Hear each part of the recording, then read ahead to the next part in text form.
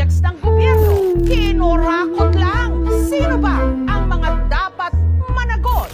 Lumobo na sa mahigit 17 trilyong piso ang utang ng Pilipinas. Kaya sa mga nakikipagsabuatan upang kunin ang pondo ng bayan, mahiya naman kayo. Mahal kong Pilipinas, kamusta na ba? Eto ganun pa rin kalagayan, napapasama. Isang katutak na problema at lubog sa baha. Ang korupsyon sa ating bansa ay mas nadadama na. Matataas na tao ang bumubulsa ng ating pondo. Alam nilang mahirap ang madaling manloloko. Pinapabango pa ng mga bobo na deboto. Kasi ang politika ay ginagawang negosyo. Napakadaming dumaing, napakadaming umaray, napakadaming naggugutom, napakadaming namatay, napakadaming tiwali, napakadaming ng panggap, napakadaming naghihirap, napakadami ng kurang. Mahal na presyo ng mga bilihin, walang pinagbago.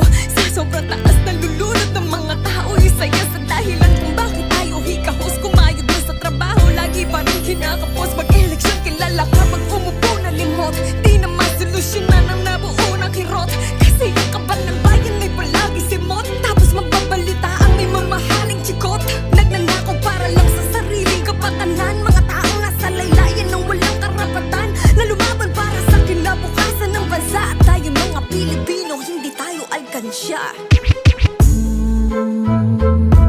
Tayo mga Pilipino, hindi tayo alkansya. Tayo mga Pilipino, hindi tayo alkansya. Hindi ba ko huli para lapatan ko ito? Ang tanong, meron na bang nahuli sa politiko? Meron kaso bilang ang nagnakaw ng ating mga pundo. Lahat dapat ay managot kasi salot kayo sa mundo.